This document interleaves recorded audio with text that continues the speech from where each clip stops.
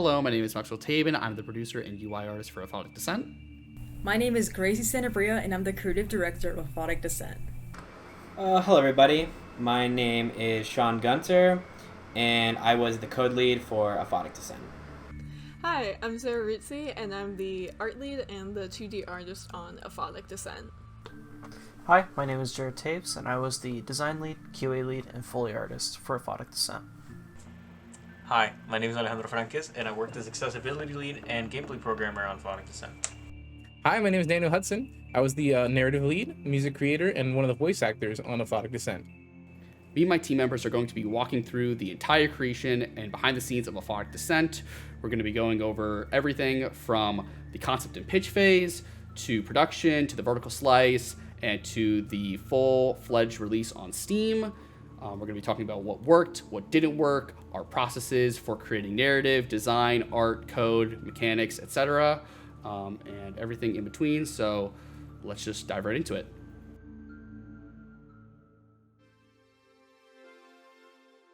So Aphotic Descent started off as a pitch and game design workshop, one that was just one pitch among 11 other game pitches that were created by other classmates, and every pitch had to discuss its main storyline, game genre, setting, unique mechanics, and gameplay goals. Along with this, they included original concept sketches of environments, characters, and mood boards. So the original pitch of Aphotic Descent was actually kind of different than it is now. But even when it moved from the original two-sentence pitch to the pitch team I got to work with, there was really kind of like this massive overhaul of everybody's ideas coming together. Such as some of the things that we wanted to have was we wanted to be a horror game, we wanted to be in first person, we wanted to have kind of like just like a underwater lab, like you are in the lab most of the time was the original idea, and going throughout different parts and descending down. I originally was not going to work on Aphotic Descent. It was only because the previous semester I already did a horror game, so I just didn't want to do that again. But then Max asked me to work with him, and then he introduced me to Sarah, and we immediately hit it off, and we basically became a trio of besties immediately. Because this was a pitch I wasn't initially crazy about, I stayed pretty conservative and focused on the team's wants and what they wanted to see, with the game pitch that was basically about a lab that was deep down in the ocean, which had a bunch of mutated monsters. I felt like the pitch was kind of missing some sort of twist that would make it more interesting than it already was. I would say that the pitch was pretty strong, as it attracted a lot of strong team members, so we had a pretty good team. I was pretty confident about that. But I was kind of stuck for a while on like what to do with this pitch. I felt like something was missing. We did lose a few ideas along the way, such as the beloved Echo Gun, but besides that we did have some ideas that obviously stayed, such as being the diver himself.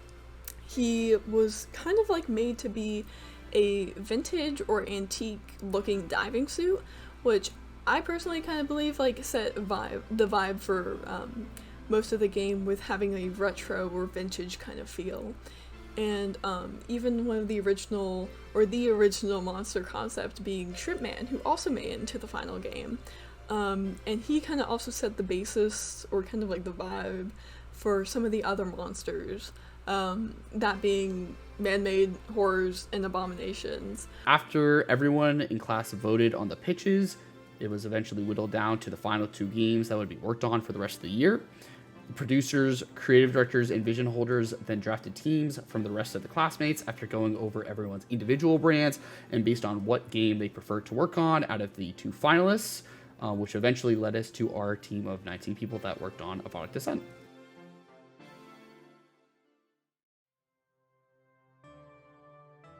So for Sprint 2, essentially, we had to create an art prototype and a code prototype, so it was a proof of concept for our mechanics and our art assets.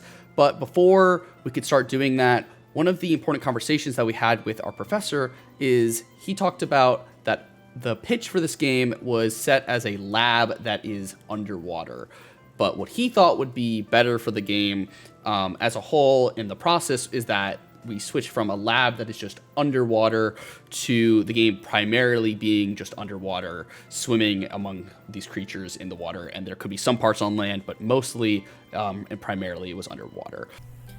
Ironically, when we finally came up with something to do with our lab, our professor told us to kind of like space ourselves away from it and focus more on the underwaterness of the game. So at first we weren't really sure what we were supposed to do with that, because that basically meant starting over completely. We had to completely change all of our plans, all of our concepts, because again, this was a game about a lab, not necessarily about the ocean or anything between that. We had planned for an eel enemy and like a burrowing shrimp enemy, but nothing more than that. We were kind of still fixated on developing this massive cool lab that you explore in the bottom of the sea.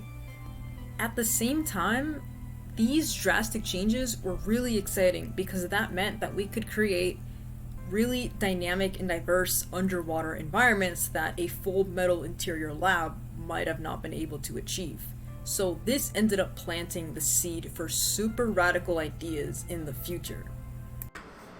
So, Sprint 2 was a crazy time in the project, as the initial plan for the game was not going to include a swimming mechanic because it was going to be in a lab, but we were then told that we needed to be more underwater, so we planned on doing a swimming mechanic.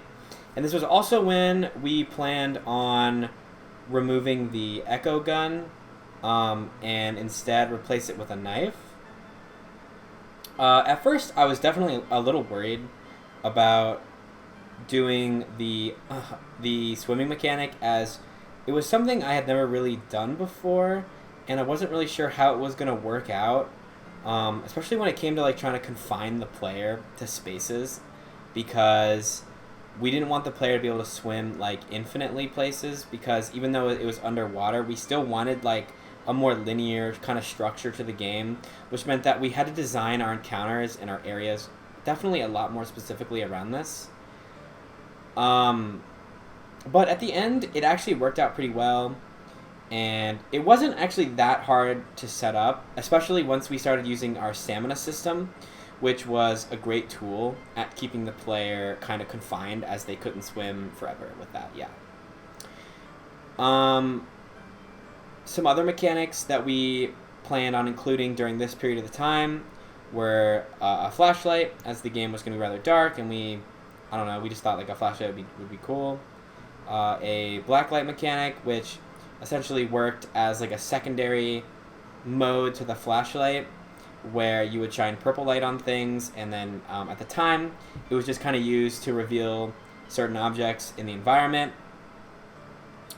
But later that progressed and we changed it a little bit on like what it actually did. But yeah, that the actual blacklight mechanic didn't necessarily change. An invisibility mechanic, which would be used to simply just like a boolean that would just check, like other enemies would just check if you were invisible or not, and then if you were, they would kind of like stop detecting you type of situation. And finally, the stamina system, which I mentioned briefly before. So the art prototype was kind of more of like the entire team really figuring out what we wanted the game to be, what we wanted to feel like, and what we wanted to look like. And so we knew a few things. We wanted to have it underwater, and sometimes underwater can be very pretty. So we figured out some stuff for the underwater natural environments, such as using the use of emissives or very pretty serene colors to kind of give it almost like a mystical look outside. It's still kind of spooky with like the dark lights, but we kind of want it to look a little bit pretty and very flowy, as opposed to the next part, having it the man-made structures, in which we remembered that we were supposed to make a scary game, and we kind of went over ideas for the cramped hallways idea, and having the man-made structures kind of look very function over form, and kind of the opposite of the nature outside of the lab. The original models of some of the monsters and some of the other characters, such as Shrimp Man and the Angler, And for those two, we kind of focused on the nautical aspects, like kind of like the nautical spookiness of them. For instance, you don't really like the idea of all those creepy crawly legs on Shrimp Man, as well as the human part of him, in which it's kind of a messed up looking form, and we kind of wanted to show it that we were still a scary game.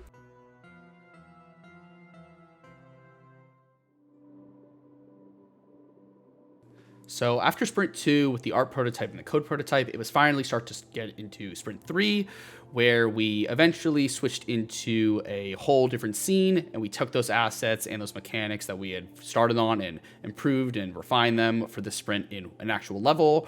So we started off by creating our tutorial in the submarine that has crashed, and we've also started creating the first kelp maze with our first enemy, the freakfish.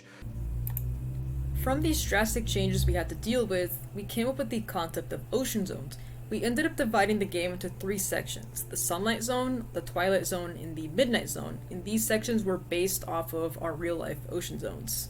Sprint 3 was really weird because this was right after our prototype, where we basically showed off our initial assets and our mechanics, and so we ended up starting to actually make the game. So we created our first level, which was a primitive version of the kelp maze, and also our first enemy, which was the freakfish. And this began the no horror allegations. This meant that the game was being accused of being not scary and not horrific, and I simply told people to trust the process. This was caused by the Sunlight Zone, actually, or rather, the Ocean Zone structure of the game. And so the kelp maze and the freakfish are in the Sunlight Zone, which is, as the name sounds, it's the brightest part of the game, the most colorful, the least dangerous. And so we were going to go in order of the ocean zones no matter what during production. And my only response to these accusations was to trust the process, because we are going to start in the most tame area and then descend slowly into the scares. Sprint 3 was when we made the decision to incorporate the PSX renderer, or in simpler terms, it was simply just an effect that kind of mimicked the style of early PlayStation games, the visuals of it. We did this because we wanted our game to stand out visually, and we didn't really want to try to tread the line of this realistic horror simulation game that we felt had been done enough times and didn't really feel unique to us at the time. So we kind of went with the PSX renderer. In terms of mechanics, not much at this point had changed, except for the fact that they were more set up in a linear fashion, instead of, whereas in Sprint 2 we kind of had a code scene which kind of showed off on this area here, this is kind of what this mechanic does, and this area this is what this mechanic does. And instead we had more of a linear style to our game, where you started in the submarine, went to the kelp maze, and then you used those mechanics during those sections. At this point in the project as well, we had decided to make the game 4x3, which we kind of did because we felt it fit we felt it fit the aesthetic style of the PlayStation renderer, and it also kind of helps in a horror setting, or a setting with a lot of suspense in it, because it's almost this tightly confined box, and it gives the player less kind of visual field of view on their sides. So once it was decided that we put more of a focus on the oceanic aspects of our game, it definitely had a pretty pivotal effect on the narrative. We sort of had a very big meeting right after this change, where we talked about, in the future, design, code, art, all of these things can affect the narrative. And since such a big change has already happened, how are we going to handle that? So we decided to put more of a focus on the environmental aspects of the story. Man versus nature, how the lab's inhabitants had affected things, rather than just what happened to the lab. Though that still had its own place in the story as part of the pitch. But we wanted to put more of a focus on the surrounding wildlife and environment, rather than the human characters that the original pitch had focused on.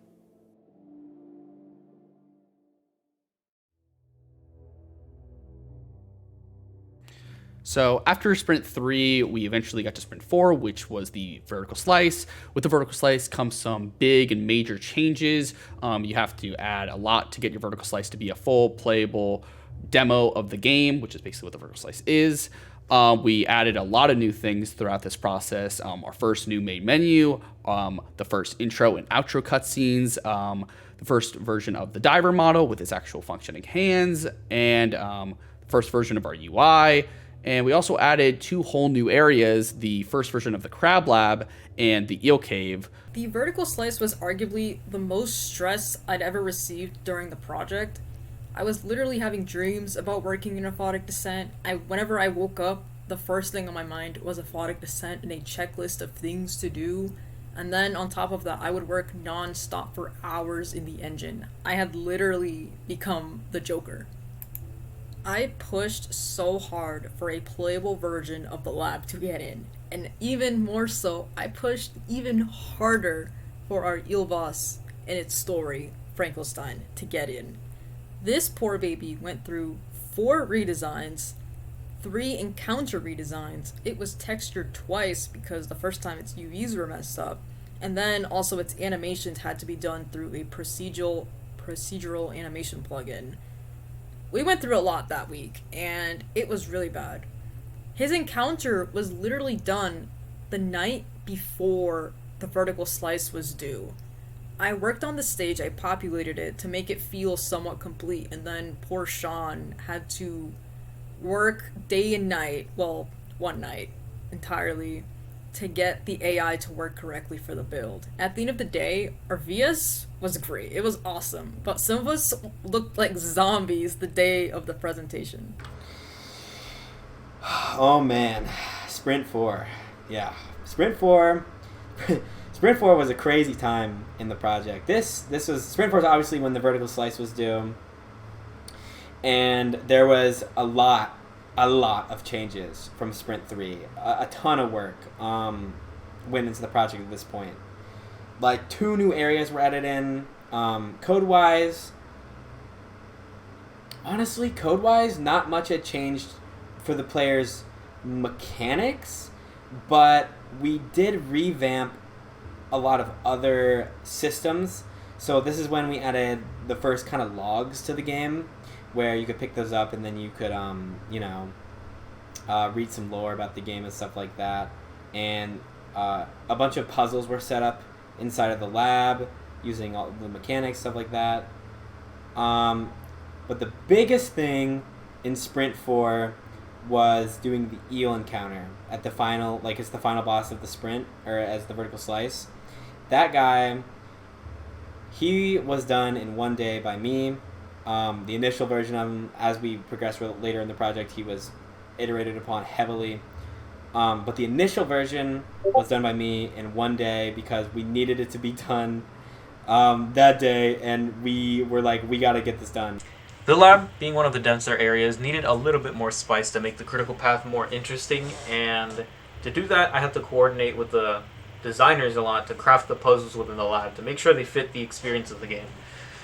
They're all pretty simple, and their systems are just based off manager scripts that check their variables, like the barnacle puzzle, the door puzzle, the code computer puzzle, and the hidden switch puzzle. They really are just like checks on like, oh, is this interacted with, is this done, blah blah blah blah. But because they were so simple, they were pretty easy. The base system was pretty easy to reuse later on, and that was super helpful in like adding puzzles later on in the game. So as for the music, we sort of wanted to put a focus on the narrative theme of descending through the different levels of the ocean. And when I talked to Ezra and Grim, they sort of wanted to really hammer down on that, so we all decided to work on a melody together that started from a very high F that eventually made its way to a completely lower octave and stayed there for the majority of it. That's sort of a consistent theme for a lot of our music. A lot of it has obviously ties to the in-moment action, but all of it sort of has a repeating theme of starting higher and ending a bit more of a lower octave or lower tone. When creating the sound effects for the vertical slice, I did a technique called the Foley method. It's a form of making sound effects where I use objects around me and post-processing effects to create the sounds for the game. At the time, I was newer to the Foley method, not off to make a large batch of sounds without knowing if those sounds would fit into the game. As the sprints went on, I got better at making sounds with a specific purpose. One of my favorite sounds in the game that I made for the vertical slice was the kelp breaking sound.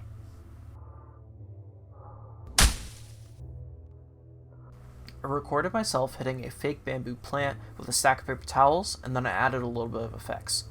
After all that, the sound was born, and a lot of people told me that it was one of their favorite sounds in the game, so I guess it was a fan favorite. So we actually took a panoramic approach to our cutscenes, in which it would just kind of help create a sense of flow in these cinematics, but also sometimes add to the storytelling itself, such as the intro cutscene, in which it would have a top to bottom shot. It would just kind of add to the descent theme of the game.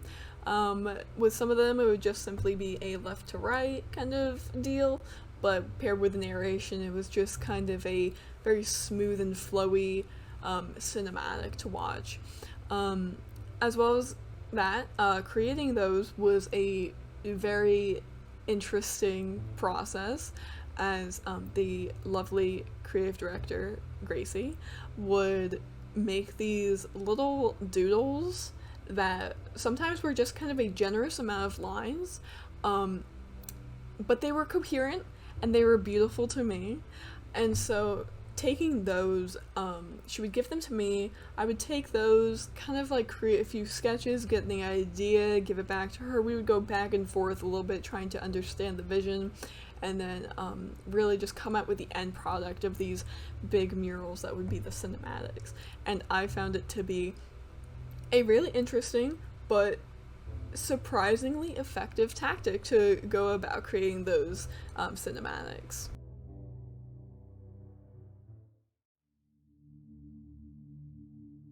So after the completion of Sprint 4, which was the vertical slice, we had winter break. And winter break, most people just took a break and didn't even want to think about it on the game. And some people in our group did that. But there also were some people in our group that wanted to keep working through the break. So we got a bunch of stuff actually in during winter break, which was really good. We got animations, some new sounds. We fixed a bunch of bugs, worked on some of the encounters a little bit. So that actually saved us a good amount of stuff that had to get done during Sprint 5 when it actually started when we returned. But when we did return from break for Sprint 5, we kind of jumped right back at it, but mostly with looking at the Q&A and playtesting feedback that we got from other students. And we took Sprint 5 as a quality of life kind of sprint to adjust, the mechanics a little bit, make some changes so that they felt better. Some people said this mechanic didn't work. The knife should do this, the flashlight should feel like that, etc., etc. So we took that to make a bunch of changes that helped the overall feeling of the game. During winter break, I grabbed a couple people to work with me and focus some bit of time to revamp the lab and revamp some of our enemies, and also revamp how we consider making levels.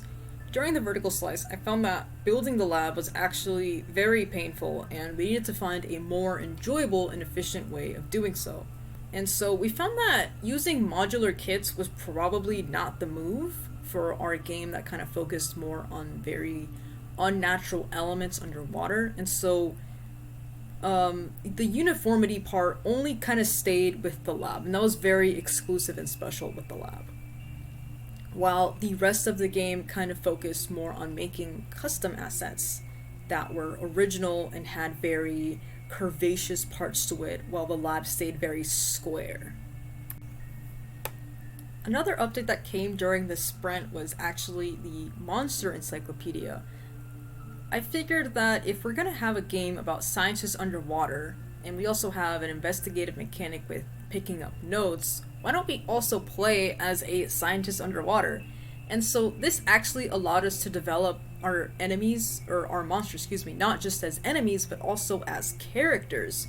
And this kind of created a snowball effect to focus more on a monster-first narrative, to have this game and story focus a lot on the creatures themselves. We kind of had this with the eel subplot in the lab, but we really wanted to do more with this concept. We faced an issue during Sprint 5 with our very first encounter where players often got frustrated with the freakfish killing them from behind with little to no indication that they were close to the player. We talked about it and came up with the solution that we would create ambient breathing sounds for the diver.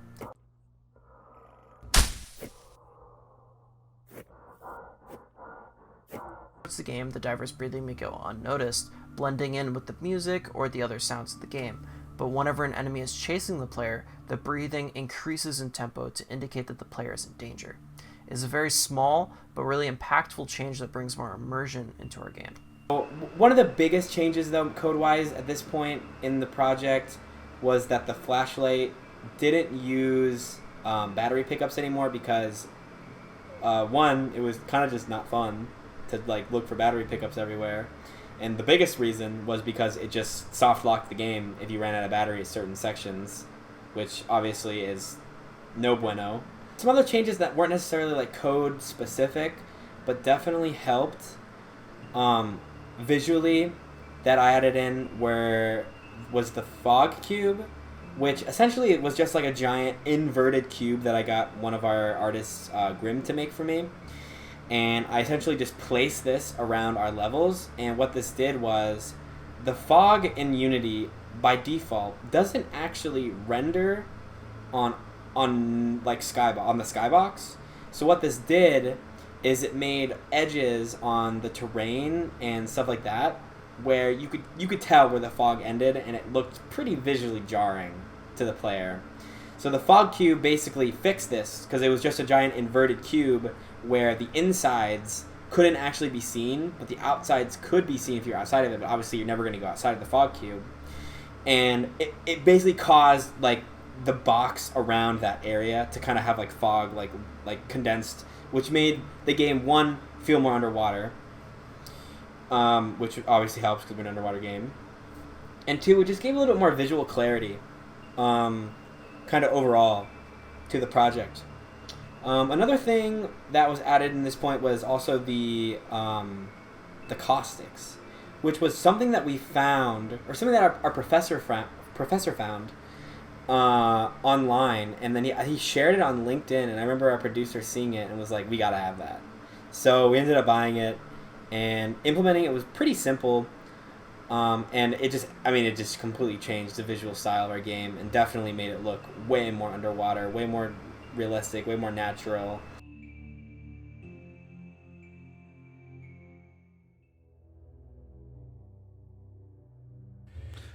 So for Sprint 6, we had a lot more major updates than in Sprint 5, which was more quality of life.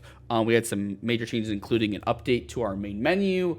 First look at the new Crab Lab, which got a complete overhaul from the last Crab Lab that was seen in the vertical slice. And we also got to see the Mud Marsh and the Trench, which is where some other encounters are going to happen. We also created the first version of Pistol Shrimp and his wall climbing mechanic. And we also got to see the first version of the Angler encounter, with the Angler just kind of moving around in the trench. We also had some big UI changes. One of the things we did was we rehauled the UI to be the diver's helmet and redid kind of how the flashlight and stamina bars looked and felt. And we also added spots for the invisibility mechanic and a soon-to-add sonar mechanic that didn't get in for this sprint, but would later be added in Sprint 7 and 8. We made a version that was for the basic diver suit that you get in the beginning of the game, and then the upgraded diver suit that you get later in the game, so that when you grabbed the new suit, the UI matched. We ended up introducing an unbelievable amount of new areas to the game. While the kelp maze remained the same, we completely revamped our lab. We completely revamped our eel arena, and then we added tunnels and a cave system to the mid-sea ridge. On top of that, we also introduced the Mud Marsh and the Trench with the ship graveyard in it. This was probably the most risky decision in the game, but in the end it had a really good resolution, because having this linear structure physically existing in the game was very helpful for developing the types of interactions we wanted the player to go through, as well as the diversity of the environments. We stayed within our Ocean Zones theme, and I began to truly beat the horror allegations. The end of our game was in sight, and it was starting to flesh out this deep sea adventure. So Sprint 6 is where things really started to jump back into full swing for the code team. We started on many different AI, including the Pistol Shrimp, the Shrimp Man, and the Scuttling Isopods. In Sprint 5, there wasn't like a ton to do as we were waiting, but Sprint 6, it was like, bang, here's like all these new areas, so code team go crazy. So we're like, okay. And we ended up doing all these different AIs working on them, and I took over on the pistol shrimp encounter, which was one of our AIs that basically walked on walls, which was really cool. And on making the pistol shrimp be able to walk on walls, but actually being able to see it, like walking on walls, was like a big, like, okay, yeah, we can definitely do this situation. The person who initially started the pistol shrimp and like figured out the walking on walls was one of our coders, Aaron. But I was then handed the actual encounter section of it, so this is kind of where I started working on it as well, and I was the one who took it from like our scene that we use to kind of test things, and I actually put it into our main scene. So, yeah. Sprint 6 was when I got to fully lean into my role as accessibility lead, and one of the biggest hurdles I had to get over in that role was control rebinding, because that those systems are built on the new input system, and we had been doing the mechanics on the old input system for 5 whole sprints. So, as you can imagine, it took forever to get everything checked to make sure that, this is working the new input system. Do we have to do events here and there? There's a bunch of different ways of doing it, but I'm pretty happy with how it came out. Even if the menus took a while, even if checking everything took a while, it's a great feature to have, so I'm honestly pretty happy that it managed to get in. Sprint 6 brought about a really interesting challenge in having to add a whole second phase to a boss fight. And while the initial mechanics weren't figured out until later, stuff like getting the eel to move vertically, things like not having invisibility, and moving around things like the generators in order to account for that verticality were pretty interesting challenges. The verticality was honestly the biggest challenge because we had to rework how the AI worked entirely since it couldn't use nav mesh anymore. So that took a while. But at the end of the day, it got done.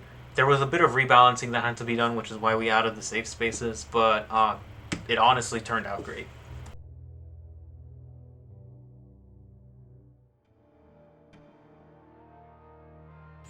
So for sprints 7 and 8, we combined them because there was just so much that got done in these 2 sprints before the sprint 9, which was the end of the class and the eventual release on version to Steam, that we decided to combine them just because there was so much. We had a bunch of new changes to mechanics. The black light got changed from just a turning on and showing up to a charge up and burst out effect that the player would hold down the key and then eventually charge up and burst. We felt this was a little more fair and worked with a little bit better with all the mechanics and the encounters. We also added the sonar that was talked about in Sprint 6, which would ping interactables, enemies, and pickups throughout the game. They would be different colors that made sense, and they would get some tweaks later on, but basically that was the sonar mechanic and helped with visualizing for players in the game that didn't use audio.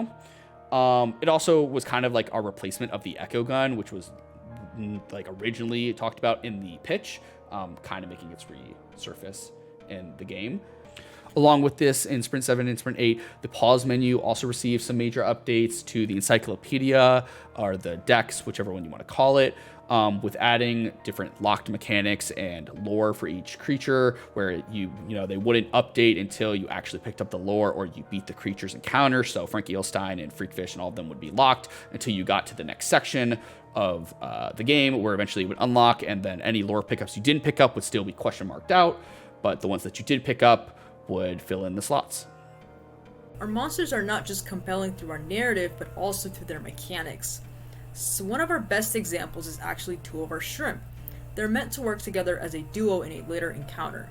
Shrimp Man will attempt to grab the player from below, which forces the player to swim up, but then there's the pistol shrimp, who will constantly target the player, forcing the player to be very wary about how they use their stamina and how they position themselves in the environment.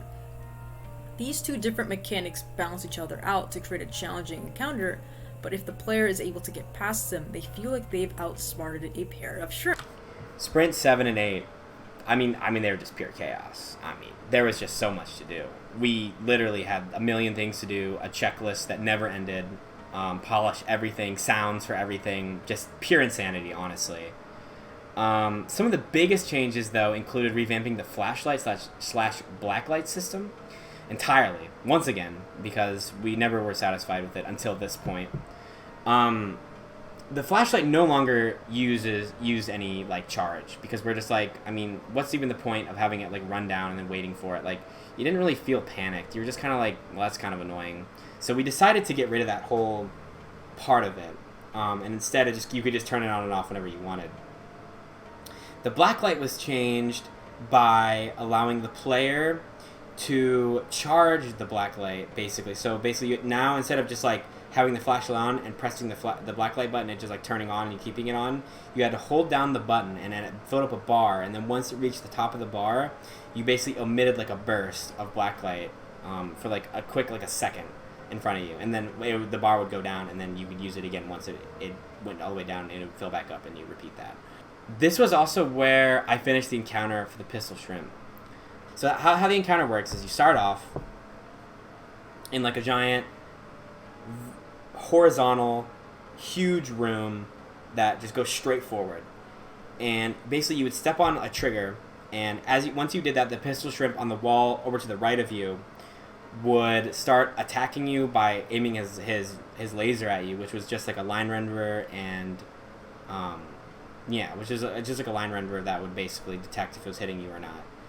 And after like a couple seconds, he would fire a shot, and if it hit you, you took damage. If not, then it would reset. But during this time, the pistol shrimp would be walking on the wall, and there'd be a cage way out in front of you, coming down from the ground, coming down from like the sky. And the player's job is they need to get into that cage before it fully closes, otherwise they die. But once you get inside the cage, it doesn't end there either. So once you get inside the cage, your objective changes from getting into the cage to basically destroying all the biolamps in the area. So they start off inside of cages that have like ropes on them that go up to the ceiling, and the only way to get them out of their cages to be able to blacklight them, which is what would cause the pistol shrimp to shoot them and break them for you, because he doesn't like light, which is like, was you had to knife the rope, the cage would fall, the cage would break open, the biolamp would show up, and then you need to blacklight that biolamp, and then the pistol shrimp has some AI on him where basically he's got 3 perch positions set up inside of the arena, and he would automatically detect the closest perched point to wherever that biolamp fell, and he would then move towards that perched position, sit on it, and then he would shoot the biolamp. Then he would go back to shooting you. The voice acting for Aphotic Descent was overall a very interesting experience. It was my first game project where I was a voice actor and where I had to go and search out for other voice actors. Working with voice actors was a little discouraging at times because there wasn't as many people that were auditioning for the different roles that we had in the game when I was reaching out to these different voice acting discords. But at other times, working with voice actors was a great experience. Everyone that we had voice acting in our game was amazing, and I'm very grateful to have them be a part of our game. I'm especially grateful for my mom because she voiced one of our scientists at the very last minute because we couldn't find anyone else whose voice fit with the character. So much has happened since we have been stationed on this cliffside. So much discovery and too much loss. I've requested that we return back to the main branch and that I may be relieved of my position. She didn't have any prior experience with voice acting, but she was very excited to try it out, and she did a great job. It took a while to get all the voice acting actually into the game, but overall I am very happy with how it all turned out. So we actually add more cinematics to the game, and not just more 2D panoramic shots, but also some 3D cutscenes as well. One of those first ones being the death of Freakfish. You either love him or hate him. He's dead. Swim high. Sweet King, I will miss you forever and ever. Aside from that, on a lighter note, we had the zooplankton befriending scene, which I found to be probably the most cutesy and whimsical moments in the game, in which you're like, oh, nature's not all that bad. And it's almost kind of like a breath of fresh air because it's after a stressful situation and also before another stressful and dangerous situation. So it's just kind of like a moment that you're like, oh, this is very nice. And of course, following that, we have a few more of those like panoramic cutscenes. The Shrimp Love one starts off on a panoramic scene that kind of recounts what you just went through, as well as how you became a sudden heartbreaker, quite literally. And it has that panoramic shot that goes right into an animatic that just kind of conveys a little bit more of the story with kind of that different format instead of another panoramic shot, which I feel worked very well. And of course, our final cutscene was the finale, in which it was the end. It was kind of a tragedy, or kind of a very mysterious end to the game. It's a little left open, but I feel like we kind of really wanted to convey kind of not really a happy ending, but not really the most depressing ending either. So as we come closer to the end of the game, I wanted to put more of a focus on getting the music done and then having it be impactful. And because of that, I wanted to sort of reinforce the narrative ties to the music and how it plays throughout the story. So you'll find a lot of songs have different versions of them that have different meaning on based off the context, but very similar or even the same melodies in some cases. A great example of that is the very first boss fight you find, the Frank Edelstein. In it, it's a two-faced boss that once you when you first are introduced to it, it's very calm and very sort of like melancholy, and so the song reflects that.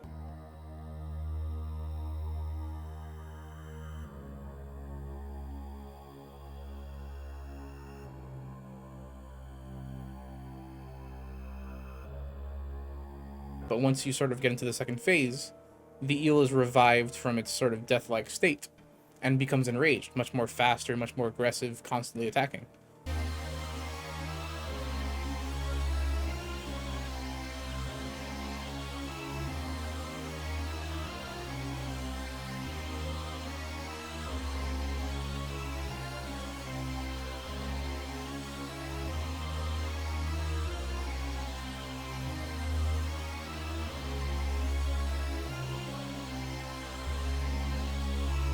So I wanted the song to reflect that and sort of, up the pace, up the impact, added more of a emphasis and more of an electrical feel to the music as well.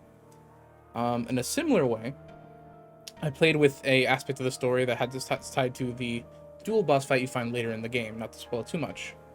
Basically, there's two different bosses with very similar origins.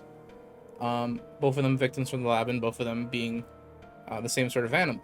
So I wanted to have their themes both be, one, references to the narrative inspirations they have. If you figure this out, please don't sue me. But also, I wanted them to sort of tie together. So, the very first boss fight has its own theme.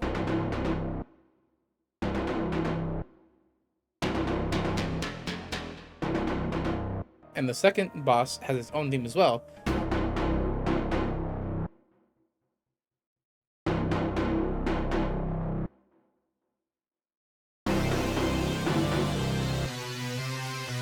And sort of when they recombine and have the sort of dual boss fight mechanic happen, their songs combine to sort of play a more intense, fused version of that.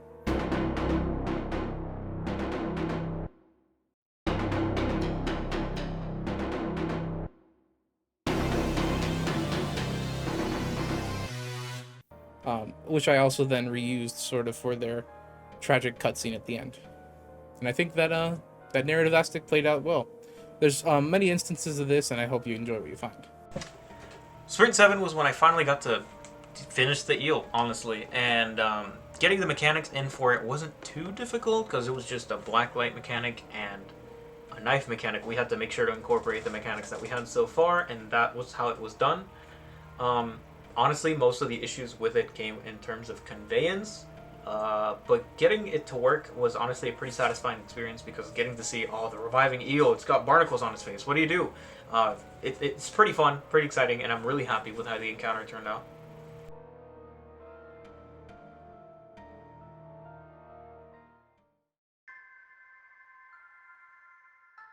And so finally, we arrive at Sprint 9, which is our release to manufacturer sprint.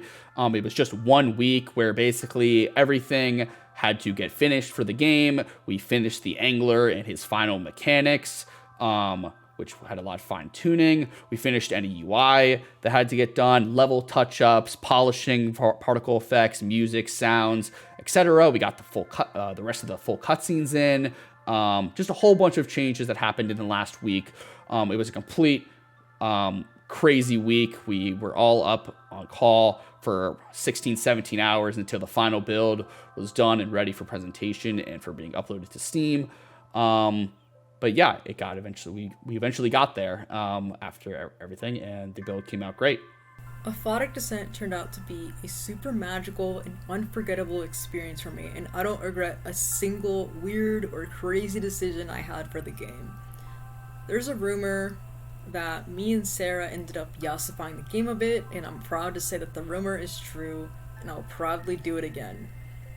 The final day of class was actually a presentation and a showcase that the school hosted, and it felt really surreal standing in front of all my classmates, a lot of faculty, all my professors, and all of their families. And then it felt even more surreal to see our poster up on the Hall of Fame. And I ended up crying just a little bit. They were tears of joy, but I ended up crying a little bit because I never thought that I'd be in that position, and I never felt so honored to just work on a project and stand proudly next to it. We joke with our teammates that our brain is so full of Aphotic Descent. We love working on this game. We love working with each other, and we were kind of sad to see it officially end. And so deep down, I kind of want to work on like side stories, maybe a webtoon, a sequel game. But all in all, Aphotic Descent was truly a special experience, and I would proudly do it again, do it 1,000,000 times, and continue working with my team because I love them and I love Aphotic Descent. So actually, in the last stretch of making the game, I had the surprise of making the menu art for the game, which I found quite exciting. We did have a few ideas beforehand that were going to just include different parts of the game, but ultimately we landed on some 2D art, which was really fun. I went through tons of different iterations. I know some of the other people on the team got to hear me struggle a little bit and redo it and remake it a few different times, but I think the end product was really cool.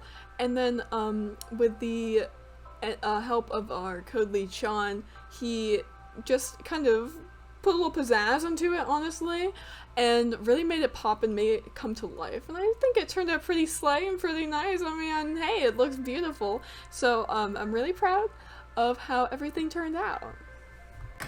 The finality, Sprint 9. Sprint 9 was only a week long, and boy, did it only feel like a week long, even though we probably had about a month's amount of work to do left, which I don't even know how we did all of it. It was a complete fever dream the entire week, the entire day that it was due.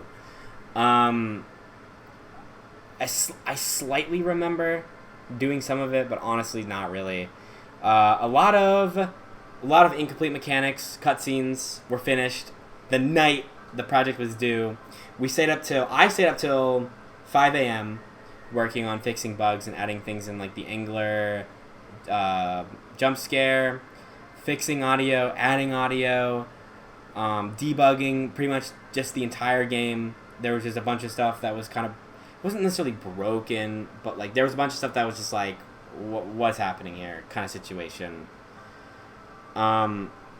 Yeah, that whole day I worked on the cutscene for 7 hours while one of my other coders, Alejandro, was in the engine that entire time. And then basically once I finished the cutscene, I was like, okay, Alejandro, it's your break time now. Now I'll jump in. And then I worked till like 5 a.m. And then after that, my producer, my creative director, had to make the video, and they were up till like 6 or 7 a.m. and we got it all done. And man, that Sprint 9 was crazy, but we did it. At the end of everything, we finished the game, and honestly, the time frame at which we did it was crazy. Yeah, it's just insane. Sprint 9, huh? What a crazy build day. Honestly, I'm not exactly sure of what I did that night. But everything got in. I mean, the cutscenes were in, reworks were in, the angler puzzles were in, things like new jump scares, the overall feel, and just any bug fixes, they got done. And it was hard, it was arduous, but I'd say the final product turned out great because of it, so I'm pretty happy with it. Yeah.